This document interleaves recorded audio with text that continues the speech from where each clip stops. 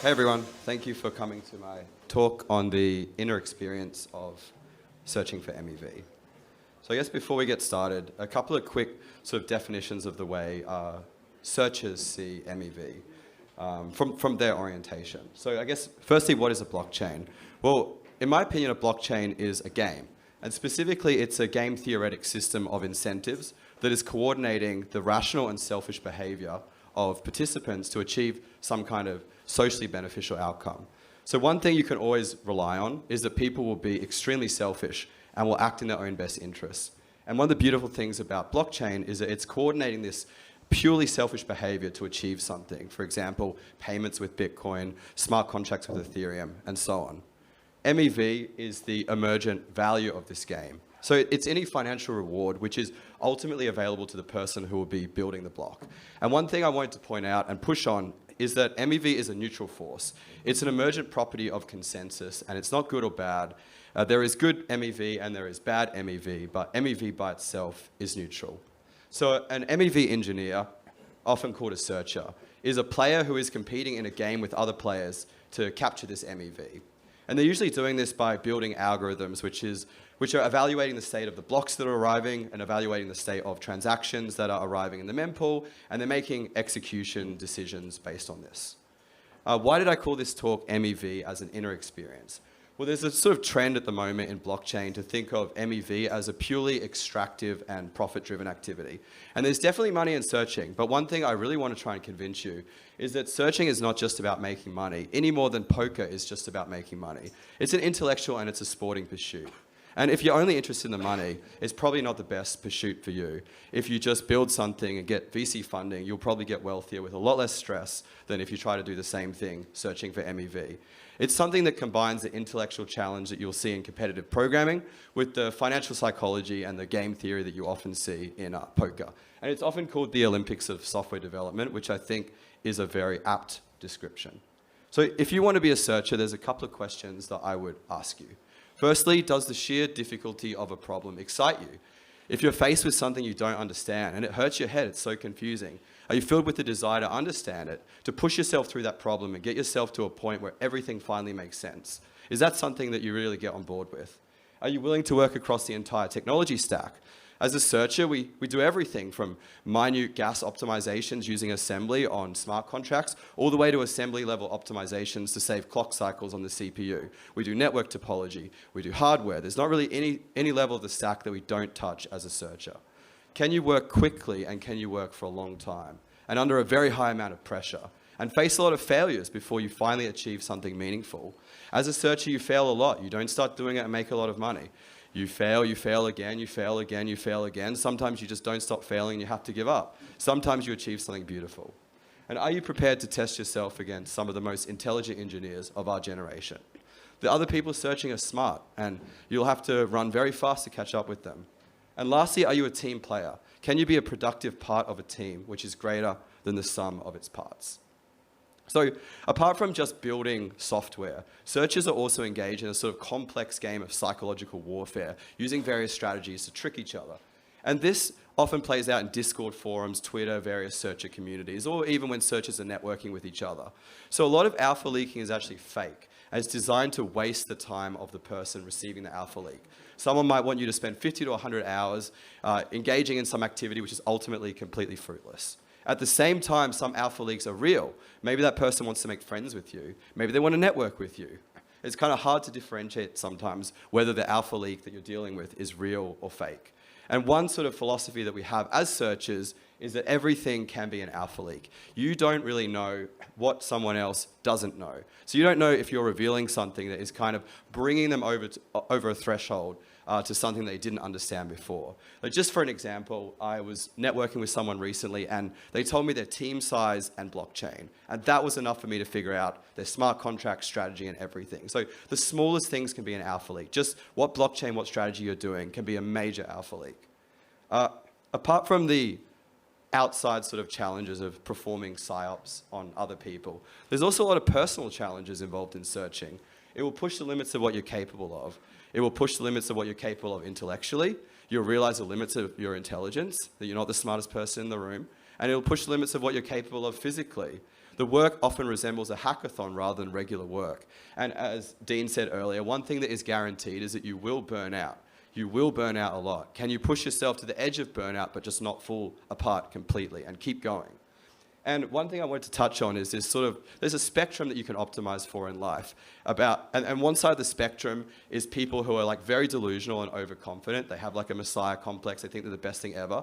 And the other side are people who are very humble and in touch with reality. And often in a lot of pursuits, it actually makes sense to sort of optimize on the side of delusion. People who are very overconfident often do things like start WeWork or become a great UFC fighter or whatever. But in MEV, it actually usually helps to optimize on the side of being humble. People who think they're smarter than everyone else tend to actually leak a lot of alpha without realizing it because they just don't think that anyone else is intelligent enough to capitalize on it. Whoops. So what does the state of the game look like today? Well, there are some lone searchers out there that still exist. They're mostly doing very long tail stuff, but they're being pushed out now by teams. And the market is currently dominated by less than 20 teams, 3 to 4 TradFi firms, some of the names you would recognize, and some of them are probably sitting around you today, and the rest are crypto native teams. And the sophistication of searcher strategies is growing exponentially. Most firms and teams are now contesting the longer tail of the standard strategies, so like the more esoteric types of ARB or the more esoteric types of liquidation. It's getting very crowded. The majority of searchers lose money when their time is factored in. It's not something where you're guaranteed to make money. Most people would be better off doing another kind of activity. One quote that a searcher I really respect said to me was, "I really underestimated how hard people will work for $100 a day." There's people out there who will work 100 hours a week to steal that $100 a day off you. And that's the kind of competition that you will be up against. Cool, so I wanted to, dive into a few war stories to sort of give you examples of some of the games that you might find yourself in if you become a searcher and this kind of lifestyle appeals to you. So the first thing is DDoS attacks. This is like a very common thing that you'll see as a searcher. And the strategy is to disable competitors or create some kind of latency to slow you down. So generally you'll be running some infrastructure and the attacker will connect to you with nodes that are created for the purpose of DDoSing you. And this can be a very subtle attack. Sometimes they don't want you to notice the DDoS. They just want to introduce enough latency that you are no longer profitable. And sometimes the traffic can be very deceptive. It might be pings and pongs. It might be transactions that have already been included in a previous block that are coming through the mempool. It will generally be tailored towards the client that you're using. And it's a challenge as a searcher to detect and drop these bad peers, throttle this kind of malicious DDoS traffic, and maintain healthy connections. And a lot of people don't realize this is kind of like an undercurrent war that is going on most blockchains at the moment. WebSocket warfare. So this was an interesting scenario I was in a few months ago. It was a EVM-based blockchain where having a bigger stake as a validator was beneficial for trading. And one of the big validators on the network had a WebSocket connection exposed on a port, an unusual port, and they didn't realize that this was kind of exposed. And there were a few searchers that had scanned this validator and realized this port was exposed. And dominating the MEV on the chain became a game of just gaming this validator when it would restart. This validator would restart about once a day, and every time the validator would restart, it became a sort of war to just connect to the validator as quickly as possible, open as many connections as you possibly can, and that sort of gave you the advantage in the game. Because it was pure latency, everyone's receiving the same information. And it was kind of interesting because restarting your bot here was deadly. A lot of people, their bots will crash and restart. It's kind of like a normal part of operating a bot. But if you restarted your bot, well, you just lost all your connections to this validator. And it was kind of like game over until the next day when the validator would restart. So eventually the validator just sort of, I guess, discovered that we were just like massacring its like traffic and internet with this like game that was going on, and they shut us down. But it was pretty cool while it lasted. The next is another cool example, the consensus leader strategy. So prior to the Snowman++ hard fork on Avalanche, it was possible for any validator to propose a block. So first of all, it started off as sort of like normal MEV extraction. And then people started realizing that they could reorg the blockchain. So you would capture some MEV in a block, and then the attacker would publish a longer chain of blocks with their validator and sort of convince the chain that that was a legitimate head of the blocks, and then you would lose the MEV and the chain would get reorged. And this was really damaging the user experience of the chain. And Ava Labs at the time just like didn't care.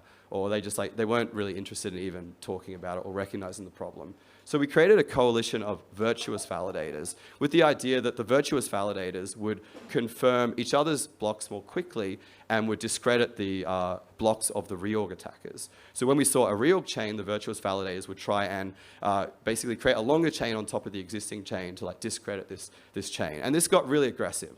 The reorgers just got more intense. We had to create more intense chains of blocks to fight back against the reorgers.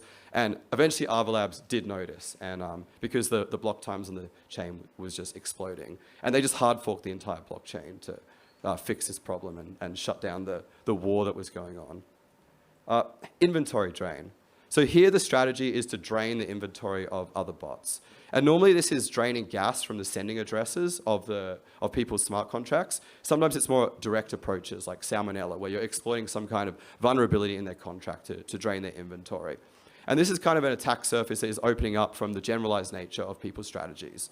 So normally this will be fake trade opportunities. Someone will try and figure out how you evaluate trade opportunities and put something in the mempool where you start spitting out a lot of trades. It doesn't cost them anything. You drain your inventory. I've seen a few really unlucky situations where someone had an automated service set up to re-top up their sending addresses from their smart contract. So this inventory drain would just like cycle through not only all the money on their sending addresses, but all the money on their smart contract too. So they just like lost all of their funds. And this is like something you have to be very careful of. And one thing to point out here is sometimes the line between inventory drain and hacking can be a little bit blurry. For example, with the Chum exploit recently, someone was actually tailoring this exploit for every smart contract that they attack. So they would find your smart contract, figure out an exploit specifically for your smart contract, and I'll target you. I guess, in my opinion, that's probably falling more on the side of hacking, but I guess it's sort of up to you to decide where you are morally comfortable. Cool, so I hope I've done a little bit of work to convince you that searching is not just about getting rich, and that if you're just in it for the money, you probably won't succeed. It's a beautiful art form. It has a lot of depth. It's rich. You'll be versing really intelligent people. You'll fail a lot, but when you do succeed, it's one of the most beautiful and meaningful experiences that you can have as a software engineer. What does the future hold for searchers? Well, I mean, strategies are going to increase in complexity. There's more of a need now for searchers to do everything at the same time, whereas previously searchers would specialize more in one strategy. There's increased competition from teams from traditional finance. So as a searcher, if you're crypto native, you do tend to have a little bit of a moat, but traditional finance is sort of expanding in this domain and becoming a lot more competitive. And there's a move in the direction of more statistical strategies, which are a bit higher risk and play out over multiple blocks. And my hope is that crypto native trading firms will be able to sort of hold the fort here and become the dominant players in the next couple of years, rather than letting this be an industry, another industry that traditional finance dominates. Cool, so I guess I'll see everyone in the mempool, but I will take some questions if anyone has any.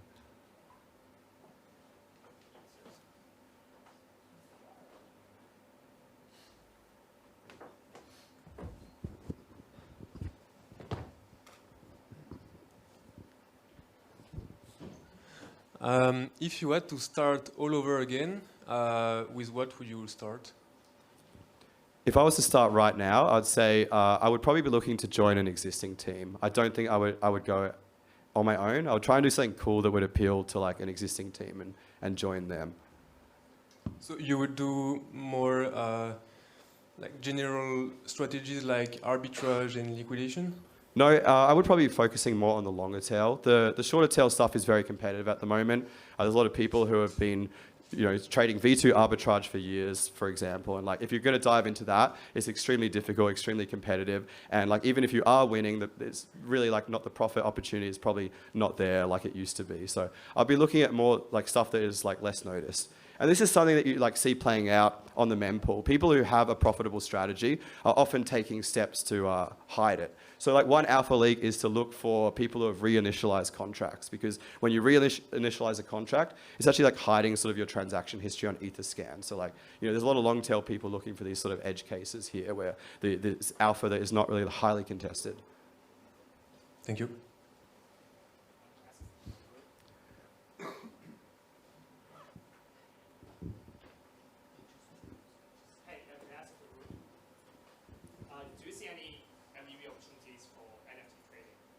Yeah, there's a lot of MEV opportunities in NFT. Unfortunately, I've only ever lost money trading NFTs.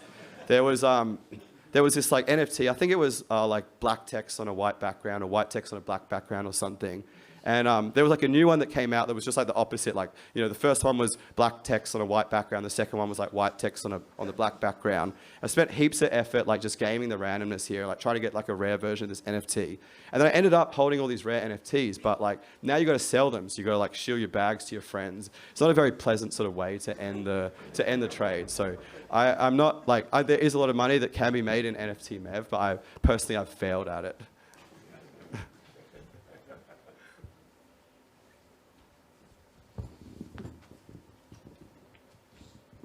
So do you actually code in the Sauna, or is that PsyOps? Well, at the moment, I'm not coding in the Sauna because I haven't been able to find a laptop that can like withstand that kind of temperature. But who knows? I'll give it a try. Maybe maybe the Sauna is somewhere you should just be relaxing and like forgetting about the stresses of your life.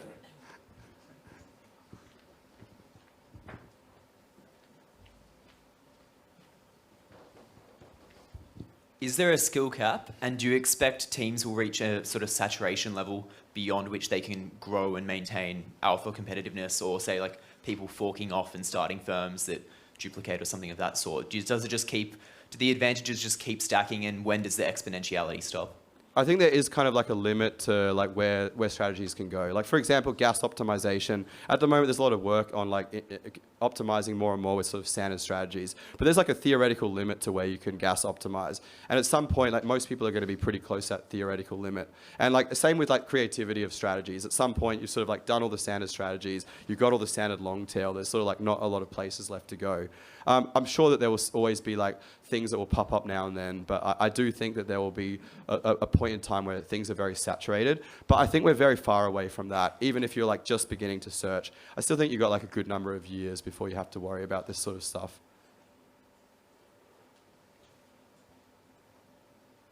One question from here. Are you working alone, or are you in a team? I'm managing a team of searchers, yeah.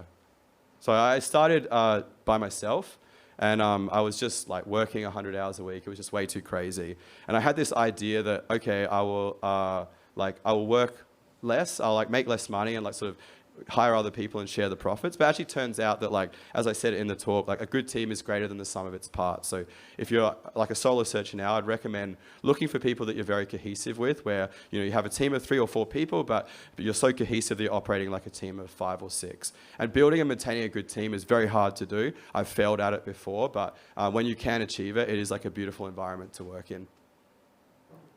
How did the transition worked out on your side, depending on your work, routine and stuff? How did the transition go from solo to team?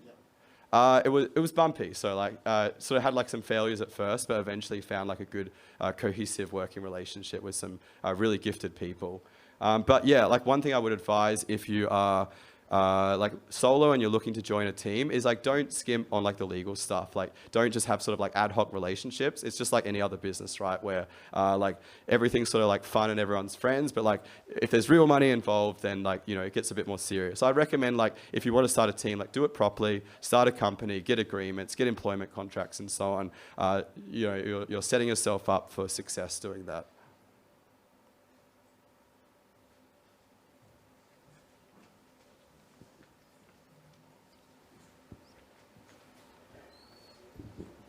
Hey, on the topic of contracts, etc., what do you think about these teams being regulated? I generally, like, from an idealistic perspective, I'm sort of like opposed to regulation. I'd hope that blockchains can like sort of self-regulate. Yeah, I guess regulators at some point will sort of step into the MEV sphere. I hope that they will do it with like guidance from people inside this industry, rather than just like doing like stupid stuff that they normally do, where they just do this like top-down regulation that doesn't make any sense. But this is a very permissionless market. Anyone can do it. It can be hard to figure out who the people that you're trading against are. So regulators will probably struggle to you know, institute any sort of top-down laws. Thank you.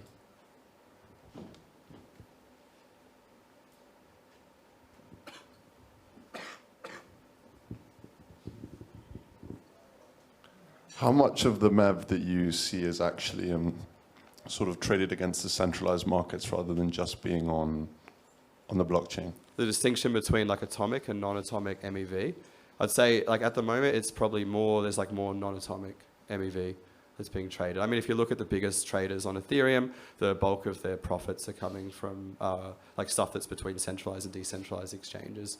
So yeah, atomic is probably becoming less profitable, especially on a chain like Ethereum, which is quite saturated.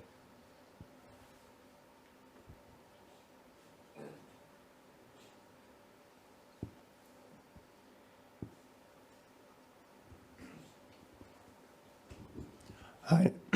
Hi, Nathan. Thanks for the talk. Just at a higher level, it seems to me that this very secretive game of cat and mouse, where you're incentivized to be secret, is very exciting for the people involved. But you mentioned some societal benefit at the top. Do you think this, just like to hear your take on how it trends towards societal good over the long term? I mean, I'd love to be able to give you this like beautiful answer about how MEV is like the greatest thing ever for society. I guess you could ask yourself, is like poker the best thing ever for society? It's a fun pursuit. Yeah, you could make the argument that you're sort of like driving efficiency in MEV and you're exposing some sort of some issues with blockchain in an accelerationist sense. Like maybe you're sandwich trading, you're like exposing that is a problem that needs to be fixed. Maybe you're targeting like a reorg strategy, you're exposing that is like a problem that needs to be fixed. But yeah, I generally think most people are doing it for like the art form and the pursuit, not like sort of to provide some value add to like society as a whole. Just a follow-up question. Do you think the technical innovations that MEV searchers end up inventing actually over long-term kind of osmosis out into the blockchains that they are working on? I would hope that they will eventually. I think at the moment, a lot of like some of the most intelligent human capital in the world is being spent getting like 2 extra gas saved on like an execution or like, speed optimizations on like Geth that never actually make it into like the mainstream client. So this is like a lot of human capital that's being spent on these things and it doesn't really surface. I would hope that though that there is a sort of like trend long term where some of this brain power does end up being put to a social use. Thank you.